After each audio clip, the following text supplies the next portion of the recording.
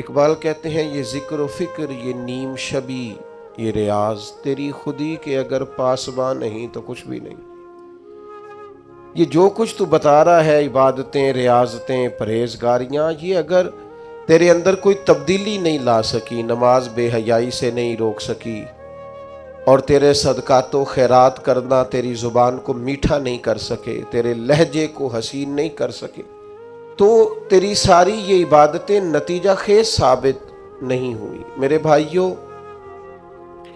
ہم جب دنیا کے اندر جاتے ہیں، لوگوں سے معاملات کرتے ہیں، تو لوگ ہماری دیانتداری سے، ہماری سچائی سے، ہمارے وعدوں کی پابندی سے، ہمارے اخلاص سے، ہماری عاجزی سے، ہماری محبت سے ہمیں پہچانتے ہیں۔ لوگ لوگوں کو وردیوں سے نہیں پہچانتے۔ لوگ جب لوگوں کے ساتھ معاملات کرتے ہیں تو پھر انہیں اندازہ ہوتا ہے کہ یہ انسان کس طرح کا ہے۔ نبی پاک صلی اللہ تعالی علیہ وسلم نے ارشاد فرمایا کہ تمہیں پتہ ہے مجھے سب سے زیادہ پیار کس سے ہے اور قیامت کے دن میرے سب سے زیادہ قریب کون ہوگا؟ امتی کی ساری زندگی یہ دوڑ رہتی ہے کہ میں کسی طریقے سے قرب مصطفیٰ کو پاؤں۔ نبی پاک علیہ السلام کی نگاہ کرم مجھ پہ ہو تاکہ دنیا میں بھی، قبر میں بھی، حشر میں بھی، آخرت میں بھی میرے معاملات سنور جائیں۔ تو یہ بہت بڑی سعادت مندی ہے کسی کے لیے کہ حضور اسے اپنا محبوب کہیں اور قیامت کے دن اسے سب سے زیادہ قریب بٹھائیں۔ تو کریم فرمانے لگے تمہیں پتہ ہے میرا محبوب کون ہے اور قیامت کے دن میرے سب سے زیادہ قریب کون ہوگا؟ اور یہ بات حضور نے 3 دفعہ ارشاد فرمائی۔ فرمایا جانتے ہو میرا محبوب کون ہے؟ جانتے ہو قیامت میں میرے سب سے زیادہ قریب کون ہوگا؟ حضور تو اشارتاً بھی کوئی بات کریں تو بڑی بات ہے، 3 بار ایک بات کو دہرا کے محبوب نے فرمایا میرا سب سے زیادہ محبوب وہ ہے اور قیامت کے دن میرے سب سے زیادہ قریب وہ ہوگا جس کے اخلاق زیادہ اچھے ہیں۔ ساری محنت اپنے ظاہر پر نہ کریں، سارا وقت کپڑوں کو سجانے سنوارنے میں نہ گزار دیں، سارا ٹائم اپنی تصویروں کو درست کرنے میں ضائع نہ کر دیں۔ اپنے رویوں کو، اخلاقیات کو، اپنے معاملات کو، اپنے اٹھنے بیٹھنے کو، اپنی روزمرہ کی زندگی کو اچھے طریقے سے آراستہ کریں، مزین کریں۔ اور چند ایک چیزیں تو ایسی ہیں جن پر اور زیادہ توجہ کرنے کی ضرورت ہے۔ ان میں سے ایک اہم چیز جس کی طرف میں آپ کا اشارہ کرنے جا رہا ہوں، وہ اہم چیز یہ ہے کہ سب سے پہلے یہ دیکھیں کہ ہماری طبیعت کے اندر درگزر کتنا زیادہ ہے، معاف کرنے کا مزاج کس حد تک ہے۔ میں اکثر یہ دیکھتا ہوں کہ ہم چاہتے ہیں کہ لوگ صرف میرے معیار کے مطابق چلیں، میری طبیعت کے مطابق ڈھلیں، تو پھر تو میں ان کے ساتھ وقت گزارنے کو تیار ہوں، لیکن اگر ہمیں کبھی سامنے والے کی طرف سے مخالف رائے کا سامنا کرنا پڑتا ہے اور کبھی وہ کچھ اپنی بھی رائے رکھتا ہے اور کچھ اپنی بھی مجبوریوں کا اظہار کرتا ہے تو ہم درگزر کرنے کو تیار نہیں ہوتے۔ یاد رکھیے گا، اللہ تعالیٰ نے نا انسان کو خوبیوں اور خامیوں کا مجموعہ بنایا۔ انسان کے اندر بحیثیت انسان خامیاں بہرحال باقی رہتی ہیں، تو چونکہ اس میں خامیاں باقی رہتی ہیں تو ہمیں اس کی خامیوں، غلطیوں اور بشری کمزوریوں سمیت اس سے پیار کرنا پڑے گا۔ اگر ہم یہ کہیں کہ وہ کوئی غلطی ہی نہ کرے، اس کے اندر کوئی کمزوری ہی نہ رہے، کوئی اس کے اندر بشری تقاضا باقی نہ رہے، تو پہلی بات یہ ہے کہ ہمارا یہ مطالبہ ہی سرے سے غلط ہے۔ اس لیے کہ اللہ تعالیٰ نے بالکل معصوم تو فرشتوں کو بنایا ہے، فرشتے معصوم ہیں، پر اشرف المخلوقات اللہ نے حضرت انسان کو بنایا ہے۔ اس کے ساتھ اللہ نے یہ آزمائش رکھی ہے تو انسانوں کے اندر کمزوریاں رہیں گی۔ نبی پاک صلی اللہ تعالی علیہ وسلم نے ارشاد فرمایا جس آدمی کو غصہ آیا اور وہ اپنا غصہ نکالنے پر قادر بھی تھا، لیکن اس نے اللہ کی رضا کے لیے اپنے غصے کو کنٹرول کر لیا، فرمایا اللہ اس کے دل کو امن سے بھی بھر دے گا اور ایمان سے بھی بھر دے گا۔ نہیں، غصے کو کنٹرول کرنا ایمان کی مضبوطی کا باعث بنتا ہے۔ ہوں گے کچھ لوگ بیچارے جو کمزور ہوں گے، کچھ نہیں کہہ سکتے، آپ کا غصہ سہتے ہوں گے، یا کچھ ایسے لوگ ہوں گے جو آپ سے محبت بے پناہ کرتے ہوں گے، اس لیے آپ کا غصہ برداشت کرتے ہوں گے۔ لیکن حضور نے جو ہمیں اخلاقی رویے سکھائے ہیں، ان میں تو محبوب نے فرمایا وہ پہلوان ہے جو اپنے آپ پر کنٹرول کرے، اپنے آپ کو قابو میں رکھے، اپنے غصے کو، غیظ و غضب کو وہ ذرا سنبھال کر رکھے۔ ہم اپنے آپ پر کنٹرول نہیں رکھتے، بہت ساری باتیں ہیں جو ہم کر لیتے ہیں، لیکن چونکہ مومن ہیں، حضور علیہ السلام کے غلام ہیں، مجھے اچھی طرح پتہ ہے کہ سینکڑوں ہزاروں لوگ ایسے ہیں جن کو بعد میں پچھتاوا ہوتا ہے کہ مجھے یہ بات نہیں کرنی چاہیے تھی، مجھے اس طرح کا رویہ نہیں رکھنا چاہیے۔ کچھ بولیاں بول لیتے ہیں، لیکن چونکہ اندر ایک مومن بستا ہے، حضور کا غلام بستا ہے، تو پھر دل پچھتاتا ہے، سینے میں بات کھٹکتی ہے۔ میرے بھائی بہت پہلے سے اپنے اوپر کنٹرول کریں، اپنے آپ کو غیظ و غضب سے، ناراضگی والے جملے بولنے سے بچائیں۔ ہاں، بالکل ناراض نہ ہونا بھی زیادتی ہے، ناراض ہونا بھی چاہیے، اور بڑا زبردست ہونا چاہیے، سخت شدت کے ساتھ غصہ کرنا چاہیے، پر کب؟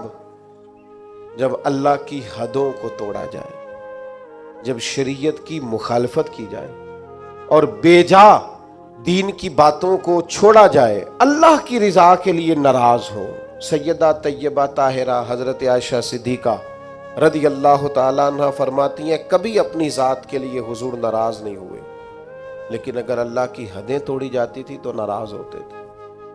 چاہیے نا والد کو کہ بیٹا جان بوجھ کے نماز چھوڑ دے تو ناراض ہو، بیٹی پردہ نہ کرے تو ناراض ہو، چاہیے نا اسے کہ اگر اس کے گھر کے اندر کوئی غیر شرعی کام ہو رہا ہو تو وہ ناراضگی کا اظہار کرے، حکمت کے ساتھ سمجھائے، دانائی کے ساتھ تبدیل کرنے کی پوری کوشش کرے۔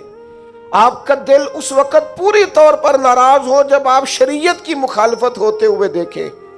10,000 گم ہونے پر تو جس کا دل پریشان ہوتا ہے، لیکن نماز ظہر قضا ہونے پر جسے کوئی اثر نہیں ہوتا، جو چند منٹ، آدھا گھنٹہ، پونا گھنٹہ نوکری سے لیٹ ہو تو احساس پیدا ہوتا ہے، لیکن کئی دن بیت گئے، فجر نہیں پڑی، کتنے دن گزر گئے، سویرے اللہ کی بارگاہ میں نہیں اٹھا، توجہ نہیں ہوتی۔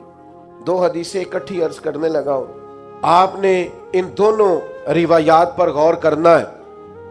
ایک قاضی اجاز رحمت اللہ علیہ نے شفا شریف میں لکھی اور ایک امام احمد بن حنبل نے اپنی مسند میں نقل فرمائی۔ صحابہ فرماتے غزوہ احد کے موقع پر ہم نے نبی پاک علیہ السلام کے رخ زیبا پر خون بہتا ہوا دیکھا، کفار نے سنگ باری کی، تکلیف دی حضور کو، مقدس رخساروں پر خون بہا۔ ہم نے عرض کی یا رسول اللہ دعا کرے نا یہ برباد ہو جائے۔ نبی پاک علیہ السلام نے فرمایا مجھے لان تان کرنے والا نہیں بنا کے بھیجا گیا، مجھے رحمت بنا کے بھیجا گیا۔ اور نبی کریم نے دعا فرمائی یا اللہ انہیں ہدایت عطا فرما۔ اس موقع پر جب حضور کو ذاتی طور پر تکلیف دی گئی ہے، مقدس چہرہ نور پر خون بہ رہا ہے اور صحابہ کے کلیجے پھٹ رہے ہیں، اور احد کے میدان میں حضور کا وہ رنگین چہرہ خون سے بھرا ہوا دیکھ کر طبیعتیں مچل رہی، تڑپ کے عرض کی حضور کریں دعا یہ تباہ ہو جائیں۔ فرمایا نہ بھائی، لان تان کرنے والا نہیں، مجھے تو رحمت بنا کے بھیجا گیا۔ لیکن میرے عزیزو، غزوہ خندق کے موقع پر جب دشمنوں سے دفاع کرتے وقت نماز عصر مسلمانوں کی قضا ہوئی تو حضور نے ہاتھ اٹھا کے عرض کیا، کہا اے اللہ ان کے پیٹ آگ سے بھر دے جنہوں نے ہماری نماز عصر لیٹ کی، ہماری نماز لیٹ کر دی، صلاۃ وسطیٰ لیٹ کر دی۔ ہمیں تیرے حضور جھکنا تھا، ہمیں وہ نماز پڑھنی تھی جو بڑی قیمتی ہے، نماز عصر انہوں نے ہماری نماز لیٹ کر دی، ان کے پیٹ آگ سے بھر دے۔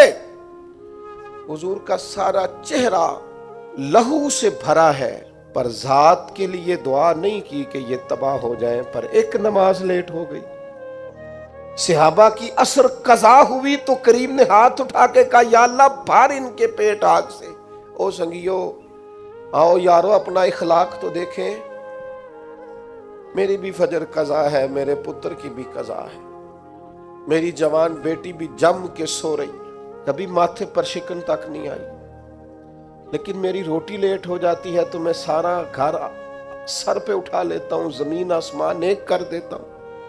میرے بچے، آپ کے بچے ہماری نگاہوں کے سامنے وہ پوری طرح بری سوسائٹی کا شکار ہو جائیں اور وہ جانے کس کس گناہ میں لگ جائیں، معاذ اللہ شکن تک نہیں آتی، لیکن میرے کپڑے وقت پر استری نہیں ہوئے، مجھے ٹائم پر فلاں چیز نہیں دی گئی، آسمان سر پہ اٹھا لیا جاتا ہے۔ حضور نے تو ہمیں یہ اخلاق سکھایا ہے کہ لہو سے تیرا وجود بھی ذات کے لیے بھر دیا جائے تو زبان سے لان تان نہ کرنا، یہ تیرے نبی کا طریقہ ہے۔ ہاں، اس شخص سے بچنا جو تیری نمازوں کو قضا کرنے کا ذریعہ بنے۔ ایسے لوگوں کے بارے میں تیرا رویہ سخت ہونا چاہیے، جہاں تیری عبادات، تیری اللہ کی بندگی داؤ پہ لگتی تجھے نظر آئے۔ خدا را دین کا مزاج تو سمجھیں، ہم کس طرف چلیں۔ اور پھر یہاں میں بڑی ذمہ داری سے یہ بات بھی عرض کر دوں، حضور راضی نہیں ہے اس بندے سے جو میلاد کی جھنڈیاں لگائے اور نماز چھوڑ دے، جو جلسہ وقت پہ کرائے، محفل کے لیے صبح شام ایک کر دے اور نماز کے معاملے میں سستی کرے۔ ایسے ہی جان بوجھ کر اگر بلی کو دیکھ کر کبوتر آنکھیں بند کرے گا تو اس کا معنی کیا ہے؟ آپ کے چھپ جانے سے اور ذرا کسی برکت والی چیز کے پیچھے چھپنے سے شریعت کا حکم بدل جائے گا؟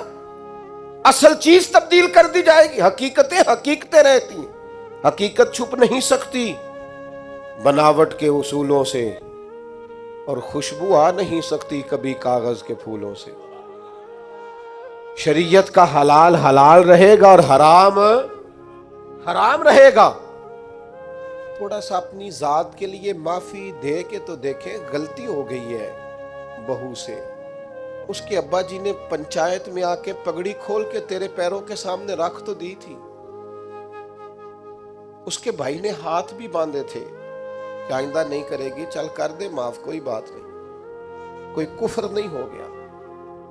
ہو گئی ہے نا غلطی تیرے ملازم سے، بیچارہ غریب ہے، وہ کہیں اور جا کے اس عمر میں بڑھاپے میں کہاں نوکریاں ڈھونڈتا پھرے، چل ہو گئی ہے غلطی، معاف کر دے، درگزر کر دے۔ چل تیرا پڑوسی غریب آدمی بھول گیا تھا، تھوڑا سا کر دے درگزر۔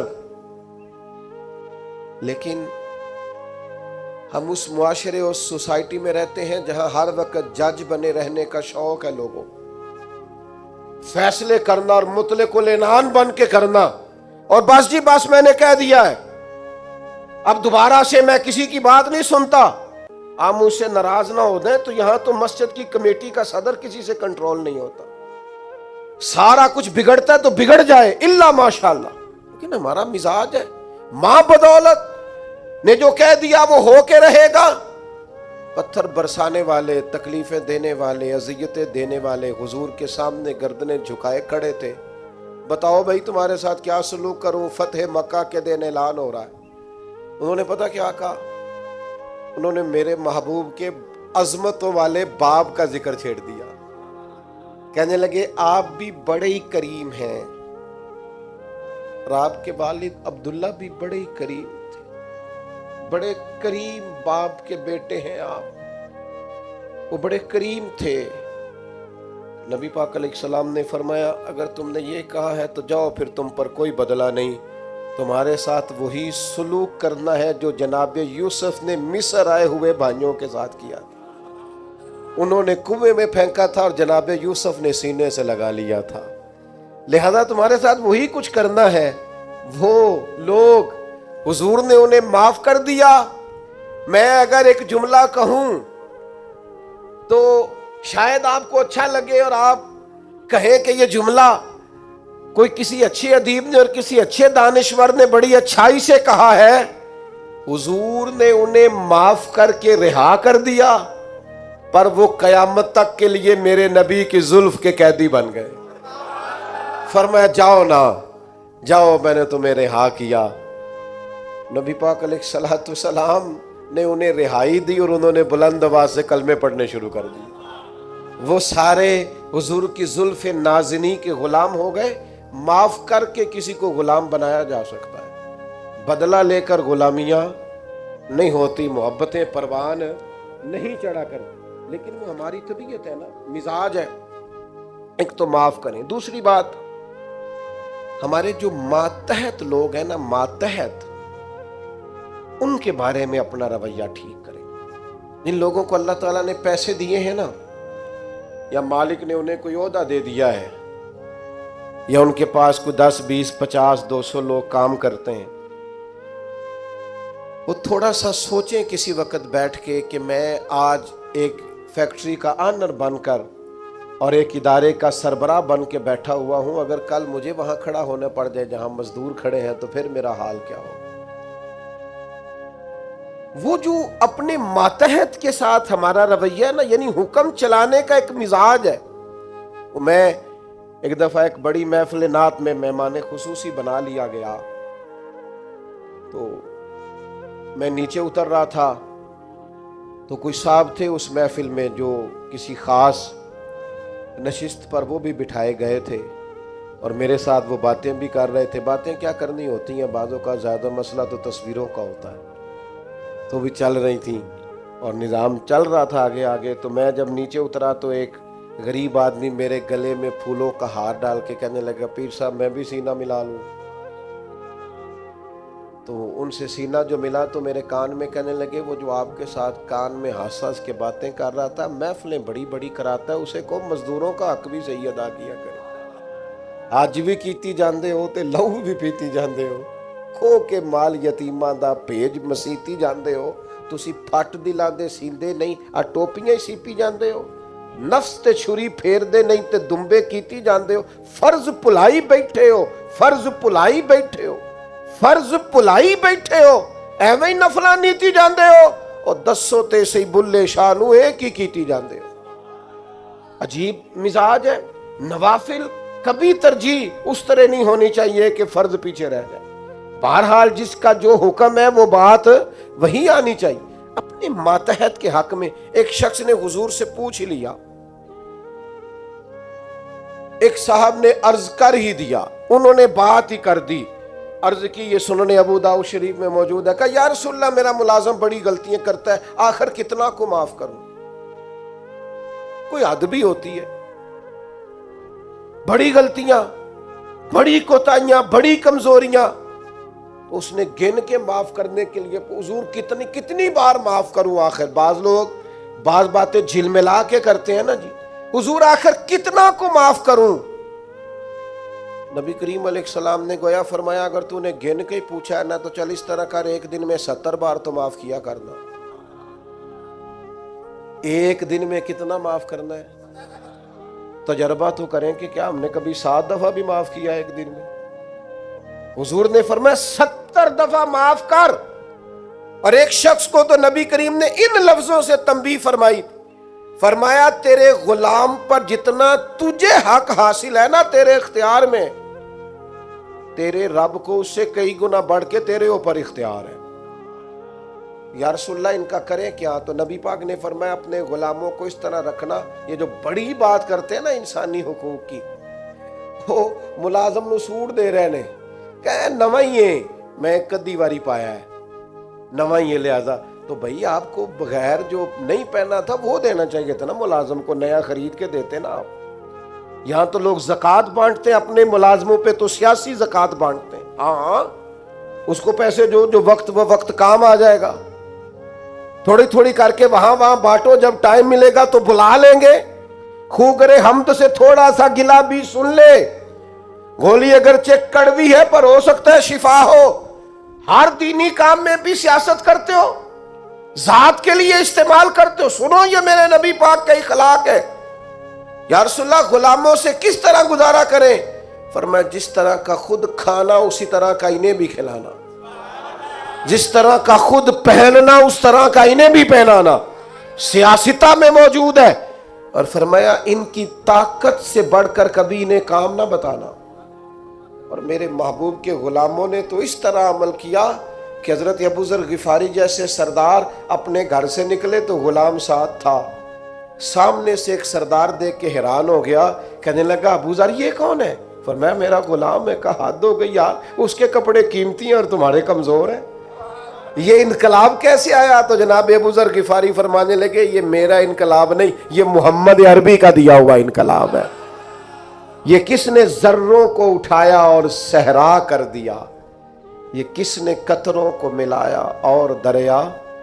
غالباً ایک غیر مسلم کے شعر ہیں. یہ کہتا ہے یہ کس نے قطروں کو ملایا اور دریا کر دیا, کس نے ذروں کو اٹھایا اور صحرا کر دیا, یہ کس کی حکمت نے یتیموں کو کیا در یتیم اور غلاموں کو دنیا بھر کا مولا کر دیا. جب حضرت بلال کو کعبے کی چھت پر اذان پڑھنے کی باری آئی تو کچھ لوگوں نے مشورہ دیا تھا کہ حضور کافر پہلے ہی مر گئے, تو حضرت بلال کو کعبے کی چھت پہ دیکھیں گے تو اور مر جائیں گے. تو یا رسول اللہ روز بلال نہیں پڑھنی ہے, اگر اجازت ہو تو کوئی اور نہ پڑھ لے. تو فرمایا نہ بھئی اذان تو بلال ہی پڑھیں گے اور کعبے کی چھت پہ پڑھیں گے. اور حق انہی کا بنتا ہے, کمر اچھا ہے فلک پہ نہ ہلال اچھا ہے, تیری نظر بھی نہ ہو تو دونوں سے بلال اچھا ہے. نبی پاک صلی اللہ تعالی علیہ وسلم نے نا غلاموں کے ساتھ بالخصوص اچھا سلوک کرنے کا. جناب حضرت سیدہ ام سلمہ رضی اللہ تعالی عنہ بیان فرماتی ہیں کہ وہ وقت جس وقت میں حضور کا وصال ہوا اور وہ مرض جس مرض کے ساتھ ظاہراً سرکار کا وصال ظاہری ہوا, فرماتے ہیں اس وقت بھی میں نے حضور سے جو آخری جملے ظاہری طور پر سنے وہ یہی تھے کہ نماز کا خیال رکھنا اور غلاموں سے اچھا سلوک کرنا, اپنے ماتحت لوگوں کا خیال رکھنا, سخت لہجہ, آمرانہ مزاج. میرا ایک جاننے والا شخص ہے, اس کے ہاں سے نا کوئی 40-50 لوگ تنخواہ لیتے ہیں, کوئی ادارہ ہے تو وہ اس کا بنایا ہوا, تو 40-50 لوگ تنخواہ لیتے ہیں. تو ایک دن کسی تنخواہ لینے والے شخص نے اس سے آ کے کہا یار ادارہ تیرا ہے تو ہم تیری قدر بھی کرتے ہیں, تو دل کرتا ہے تنخواہ تو دے. اس بندے نے رونا شروع کر دیا, کہنے لگا غریب ماں کا بیٹا ہوں اور کسان باپ کا بیٹا ہوں, کسی کو تنخواہ دیتے ڈر بڑا لگتا, تو اللہ نے ڈیوٹی لگا دی, ڈر لگتا ہے. اگرچہ میرے سائنوں سے جاتی ہے, میری اطلاع سے جاتی ہے, پر مجھے ڈر آتا ہے, مجھے خوف آتا ہے. میں اور کسی کو تنخواہ دوں, میں نہ تو مجھے خوف آتا ہے. یہ باہر ہی کوئی اور ہی کرے, میرے والا کام. اپنے اندر احساس پیدا کرو یار 4 لوگ ہمارے ماتحت ہوتے ہیں, آپ یقین کریں خون خوش کیا ہوتا ہے بعض لوگوں نے اپنے ملازمین. ایک چھوٹی سی بات اور عرض کروں, عورت بیچاری کی عقل ناقص ہوتی ہے, عورتوں سے اچھا سلوک, اپنی گھر والی کے بارے میں رویہ نرم, مقابلے کی فضا نہ پیدا کریں اپنے گھر میں. نبی پاک علیہ السلام نے ناز برداری فرمائی ہے ازواج مطہرات. حضور کا سلوک کریمانہ رہا ہے, محبوب کی شفقت رہی, سخت ترین لہجہ اور رعونت والا مزاج اپنی گھر والی کے حق میں. یہ بھی انداز نبی پاک علیہ السلام کا دیا ہوا نہیں ہے. حضور نے فرمایا تم میں سے سب سے بہتر وہ ہے جو اپنے گھر والوں کے لیے بہتر ہے, اور فرمایا میں تم سب سے بڑھ کر اپنے گھر والوں کے لیے بہتر. دوستوں کے ساتھ خوش گپیاں اور دیر تک خوشگوار موڈ, اور گھر جاتے ہی لہجہ ترش, اور جناب آپ بابا میں تھکا ہوا آیا ہوں, میرے پاس ٹائم نہیں ہے زیادہ باتیں سننے کا. یہ حضور کا دیا ہوا اخلاق نہیں ہے. وہ تو لباس ہے مرد عورت کا اور عورت مرد کا. ایک تیسری بات اپنے ذہن میں اور ضرور آج ہم نے بٹھا کے جانی ہے, وہ یہ ہے کہ نبی پاک صلی اللہ تعالی علیہ وسلم کا نا مزاج مروت والا ہے, مدارات والا ہے. آج کچھ لوگوں کو شوق ہو گیا ہے, وہ کہتے ہیں جی میں جی بات سچی کرتا ہوں جی, میں بندہ ذرا کھرا ہوں جی لہذا لوگوں کو پسند نہیں. یہ آپ کی ذاتی کی ہوئی تشریح ہے. کھرا بندہ لوگوں کو بڑا پسند ہوتا ہے, آپ کھرے ہوں گے پر آپ کا رویہ کھرے لوگوں والا. کچھ لوگ کہتے ہیں جی میں جی بات سچی کرتا ہوں لہذا کڑوا ہوں. او بھائی کائنات میں سب سے زیادہ سچے مدینے والے محبوب ہیں, لیکن حضور کا لہجہ تو شہد سے بھی زیادہ میٹھا ہے. یہ کیا بات ہوئی, یہ آپ جھوٹ بول رہے ہیں کہ میں سچا ہوں تو کڑوا ہوں. سچائی تو میٹھی ہوتی ہے, سچائی تو حسین ہوتی. آپ کا انداز کڑوا کچھ ایلا ہے. میں جی سچ آپ اصل میں سچ بولتے ہیں دوسروں کے بارے میں, دو چار سچ اپنے بارے میں بھی بولیں اور بول کر کہیں کہ یہ میرے اندر کمیاں ہیں. بولیں سچ. دوسروں کی غلطیوں کا تو شک ہوتا ہے نا, اپنا تو بندے کو پاک ہوتا ہے نا کہ یہ میرے اندر ہے. اپنی چھپائے پھرتے ہو, اپنیوں پہ پردے ڈالے ہوئے ہو, اپنے اوپر ملمر میک اپ کیے ہوئے. دو چار سچ اپنے بارے میں بولو نا, پتا چلے. تم نے تو جب بھی سچ بولا ہے دوسرے کے بارے میں بولا ہے. تو یہ مروت مدارات نبی پاک کے غلام بیدام تھے صحابہ. حضور کبھی کسی کا نام لے لیتے تو وہ سمجھتے کہ ہماری تو معراج ہو گئی ہے, اور حضور کسی کو نام لے کے بھی ڈانٹ دیتے تو وہ سعادت سمجھتے, قربان ہوتے. لیکن یہ میرے نبی پاک کی مروت کا انداز ہے, یہ حضور کی مدارات. کچھ لوگ کہتے ہیں جناب وہ آپ کے ڈھیلے ڈھالے ہونے سے حالات خراب ہوئے ہیں. او بھائی کیا کرے, لہجہ مروت والا ہے, کیا کرے انداز پیار والا ہے, کیا کرے. کوشش کرتے ہیں, ہمت پکڑتے ہیں, کرتے ہیں, دل کرتا ہے کئی دفعہ چار سختیاں میں نے بھی کرنی ہیں, پر وہ کیا کریں.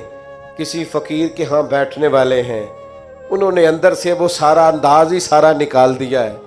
نبی کریم صلی اللہ تعالی علیہ وسلم کسی صحابی کا نام لے کر بھی اگر کبھی اس کو سمجھا دیتے تو وہ اپنی سعادت سمجھتا. لیکن حضور کی بارگاہ میں اگر کسی کی شکایت آتی تھی نا تو نبی پاک کبھی بھی اس کا نام لے کر بات نہیں کرتے تھے, مجموعی بات کر دیتے. فرماتے لوگوں کو کیا ہو گیا ہے, اب انہوں نے اس طرح کرنا شروع کر دیا. وہ مجموعی بات ہوتی تھی تو جس کی ہوتی تھی وہ خود بخود سمجھ جاتا تھا. حضور نے ایک مقام پہ فرمایا کمزور خیالات والے نہ بن جانا, کہنا کہ لوگ اگر میرے ساتھ اچھا کریں گے تو میں بھی اچھا کروں گا, اگر لوگ برا کریں گے تو میں بھی برا کروں گا. اس طرح کا رویہ نہ کرنا, بلکہ اعلیٰ اخلاق, آپ کی طبیعت میں مروت ہو. ایک صحابی حاضر ہوئے اور انہوں نے بڑی انوکھی بات کی, اور یہ جو بات انہوں نے کی ہے نا یہ میرا اور آپ کا بہت سارے لوگوں کا مسئلہ ہے. اس طرح کی باتیں ڈھیر سارے لوگ آ کے کرتے ہیں. انہوں نے آ کے عرض کی یا رسول اللہ صلی اللہ تعالی علیہ وسلم میرے چچا زاد بھائی ہیں, میں ہمیشہ ان کے ساتھ حسن سلوک کرتا ہوں, انہوں نے کبھی بھی میرے ساتھ نہیں کیا. مجھے جب بھی ان کی ضرورت پڑی ہے انہوں نے انکار کیا ہے, اور انہیں جب بھی ضرورت پڑی ہے میں حاضر ہوا ہوں. یا رسول اللہ اب تو میں اتنا پریشان ہوا ہوں کہ میں نے قسم اٹھا لیا کہ اب میں بھی ان کے کسی کام نہیں آؤں گا, طے کر لیا ہے. تو حضور حکم کیا ہے؟ میں قسم اٹھا آیا ہوں کہ بس ختم. نبی پاک علیہ السلام نے فرمایا میں تمہیں حکم دیتا ہوں کہ قسم کا کفارہ دے لے اور ان کے ساتھ اس نے سلوک ہی کر. تو اپنا رویہ ان کے بارے میں وہ نہیں کر سکتا جو ان کا رویہ, تو نے اس نے سلوک کے. اور یار یہ کوئی کمال ہے کہ اچھے کے ساتھ اچھا ہوں اور برے کے ساتھ برا ہوں. اچھا ایک اور بات آج کل نوجوان بڑی وہ جی مجھ سے غلط بات برداشت نہیں ہوتی, صحیح بات کو بھی برداشت کرنا پڑتا ہے. برداشت ہی غلط بات کرنی ہوتی ہے, غلط رویہ ہی تو برداشت کرنا ہوتا ہے, صحیح کو تو برداشت کرنا ہی نہیں پڑتا. اگر آپ سے غلط لہجے برداشت نہیں ہوتے, بے مروت لوگ برداشت نہیں ہوتے, تو آپ سے برداشت کیا ہوتا ہے؟ نبی کریم علیہ الصلوۃ والسلام کہ صحابی نے ہم سب کا اتنا بڑا مسئلہ حل کیا. یا رسول اللہ قسم اٹھا لی ہے اب میں بھی وہی کروں گا جو وہ کرتے ہیں. تو حضور نے گویا سبق دیا, میرے غلاموں کی یہ شان نہیں. حضور علیہ الصلوۃ والسلام ارشاد فرمانے لگے سن بھائی تو قسم کا کفارہ دے لیکن تو نے حسن سلوک ہی کرنا ہے. تو نے اپنا رویہ ان کے ساتھ کبھی بھی غلط نہیں کرنا, تو نے اپنا رویہ ہمیشہ ان کے ساتھ ایک اور بندے نے آ کے عرض کی تھی، یا رسول اللہ صلی اللہ علیہ وسلم، میرے رشتہ داروں کا سلوک میرے ساتھ بڑا ہی جاہلانہ ہے، میرا رویہ ان کے ساتھ اچھا ہے۔ ویسے میں اور آپ تھوڑا تجربہ کر لیں، وہ صحابی تو سچ بول رہے تھے بالکل۔ ہمارے ہاں ڈھیر سارے لوگ اس معاملے میں سچے بھی نہیں ہوتے، وہ کہہ رہے ہوتے ہیں میں رشتہ داروں سے بڑا اچھا ہوں، پر یہ تو دوسرے سے پوچھیں گے تو پتہ چلے گا، یہ تو سامنے والا اپنا رویہ بتائے گا تو پھر سمجھ آئے گی، ورنہ تو پنچایت میں ہر بندہ یہی کہہ رہا ہوتا ہے کہ سب سے زیادہ نیک میں ہی ہوں۔ آپ جس کی بات سنیں وہ فل سچا ہوتا ہے، یہ تو دوسرا بھی اپنی بولی بولے گا تو پھر بات سمجھ میں آئے گی۔ لیکن صحابی نے عرض کیا، یا رسول اللہ صلی اللہ تعالی علیہ وسلم، میں نیکی کرتا ہوں، وہ جہالت کرتے ہیں، بدتمیزی کرتے ہیں، زیادتی کرتے ہیں۔ یا رسول اللہ میں پیار کرتا ہوں، ان کی طرف سے ہمیشہ جفا ہوتی ہے۔ تو یہ مروت سکھائی ہے حضور کے اخلاق نے۔ میرے کریم محبوب فرمانے لگے، اگر واقعی ایسا ہے جیسا تو کہہ رہا ہے کہ وہ زیادتی کرتے ہیں تو نیکی کرتا ہے، تو کریم فرمانے لگے پھر تو انہیں راکھ چٹا رہا ہے۔ اور حضور فرمانے لگے جب تک تو ایسا کرتا رہے گا رب تیری مدد فرماتا رہے گا، اللہ تیرے لیے مددگار پیدا کرے گا۔ اپنی مروت کو کبھی نہ کچلیں، سامنے والا کرے گا رویہ جس طرح کا بھی اس نے کرنا ہے، جو بھی اس کی طبیعت ہے وہ کرے گا، اور کرتے رہتے ہیں لوگوں کی طبیعت ہوتی ہے، وہ اپنے حساب سے چلتے ہیں۔ لیکن ہمیں اپنے رویوں کو کبھی بھی کمزور نہیں کرنا، کسی مقام پر بھی کوئی ایسا کام نہیں کرنا جس سے چھلکے کہ ہم نے مروت چھوڑ دی ہے۔ اور چوتھی اور آخری بات جس کے بعد ہم نے اختتام کی طرف بڑھنا ہے، وہ یہ ہے کہ نبی پاک علیہ السلام نے ہمیں ایک بہت بڑا اخلاق یہ سکھایا ہے کہ نیکی ہمیشہ یک طرفہ کرنی ہے۔ نیکیوں کو تجارت نہیں بنانا، دوسرا بھی کرے گا تو پھر میں بھی کروں گا۔ یہ ہمارے ہاں نا ایک رواج ہے کہ وہ میری طرف آیا تحفے بڑھا کے تو پھر میں بھی اس کی طرف تحفے بڑھا کے جاؤں۔ نیکی ہمیشہ یک طرفہ ہوتی ہے، اس لیے کہ اجر اللہ سے لینا ہے، بندوں سے نہیں لینا۔ نبی پاک علیہ السلام کا اخلاق یہ ہے کہ محبوب ہمیشہ یک طرفہ خیر خواہی کرتے تھے، کبھی مطالبہ نہیں کرتے تھے سامنے والے سے کہ وہ بھی خیر خواہی ہی کرے۔ آپ دیکھیے طائف والوں نے کیا کیا، مکے والوں نے کیا کیا، دیگر بہت سارے قبائل تھے، ان کا رویہ حضور کے بارے میں کیا تھا، لیکن نبی پاک کا رویہ ان کے بارے میں یہ تھا کہ اگر مکے میں قحط پڑ گیا تو حضور نے غلہ بھجوایا، اگر وہاں حالات خراب ہوئے ہیں تو نبی پاک نے ان کے لیے دعائیں فرمائی ہیں کہ یا اللہ باران رحمت فرما۔ وہ لوگ بدر کے اندر تلواریں لے کر لڑنے کے لیے آئے، لیکن حضور کا عالم یہ ہے کہ محبوب فرماتے ہیں ان کی رسیاں ڈھیلی کر دو، اگرچہ یہ لڑنے آئے تھے اور ہمارے قیدی بنے ہیں، اگرچہ ان لوگوں نے بڑا ستایا تھا، پر حضور فرمانے لگے یہ ہائے ہائے کرتے ہیں تو مجھے نیند نہیں آتی۔ نیکی یک طرفہ ہوگی۔ آپ یہ اس چکر سے اگر تو اخلاق والا بننا ہے تو پھر اس چکر سے نکل آئیں کہ میں نیکی کروں گا اور جواب میں دوسرا بھی نیکی۔ سینکڑوں لوگوں سے، اور اگر میں یہ دعویٰ کر دوں تو شاید سچا ہوگا کہ میں نے زندگی میں ہزاروں لوگوں سے بیٹھ کر گفتگو کی، لیکن ہمارا طریقہ کار وہ نہیں جو اعلیٰ اخلاق نبی کریم نے ہمیں سکھائے۔ ہم صرف اپنے دوستوں کی اور اپنے گروپ کی تعریف کرنے کے قائل، حق پرست نہیں رہے، ہم گروہ پرست ہیں۔ ہمیں اپنے گروپ، اپنے گروہ، اپنے لوگوں، اپنے حلقہ احباب مجھے کہہ لینے دو۔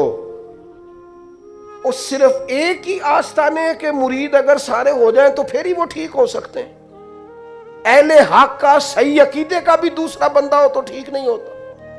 اس قدر زیادہ چھوٹی اور محدود سوچیں اور بس ایک مخصوص سے دائرے میں بند ہو کر زندگی گزارنے والے مسلمان، امت کا تصور کہاں گیا؟ ارسلت الی الخلق کی بات کہاں گئی؟ اس طرح کے کچے اور کمزور نظریات اور اس طرح کی پلپلی باتیں۔ میرے ایک دوست نے مجھے ایک دفعہ کہا، پیر بھائی نے کہنے لگے ہم کسی اور جگہ بھی جا سکتے ہیں۔ میں کہا پتر ایک نہیں تو 100 جگہ پہ جا، خیر مومن کی گمشدہ میراث ہے، جہاں سے ملے وہاں سے لے لو۔ ہاں ایک بات ضرور ہے، اس کو ضرور آپ ذہن کے اندر رکھیں کہ کسی مقابلے پہ نہ اتریں، کسی ایسے چکر میں نہ پڑیں۔ وہ کسی بزرگ نے کسی سے کہا تھا پیر 2 بھی ہو سکتے ہیں، اس نے کہا نہیں، اس طرح کر، یہ رویہ بنا لے کہ والد 1 ہوتا ہے، چچا 15 بھی ہو سکتے ہیں، 20 بھی ہو سکتے ہیں، چلے اس طرح کا مزاج بنا لے۔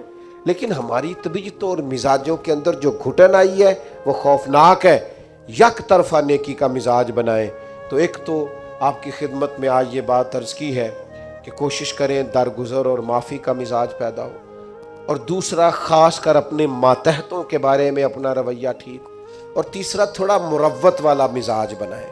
ہاں جہاں حق بات کہنی ہو ضرور کہیں، لیکن کچھ مروت ہو۔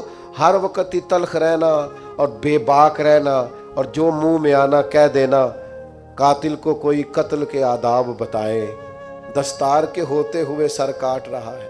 اور کسی نے کہا تھا کہ تعلق توڑ دینے کے بھی کچھ آداب ہوتے ہیں، اور کسی کو چھوڑ دینے کے بھی کچھ آداب ہوتے ہیں۔ کوئی تو مروت آپ کے مزاج میں ہو، ہر وقت کی تلخی، ہر وقت کی ناراضگی، کسی کے بارے میں آپ کے ہاں خیر کے جذبات نہیں، یہ کبھی ایسا رویہ نہ اختیار کرے۔ اور چوتھی اور آخری بات یہ، نیکی کو یک طرفہ بنائیں، نیکیوں کو تجارت نہ بنائیں کہ سامنے والا کرے گا تو پھر میں کروں گا۔ اللہ تعالی ہماری حاضر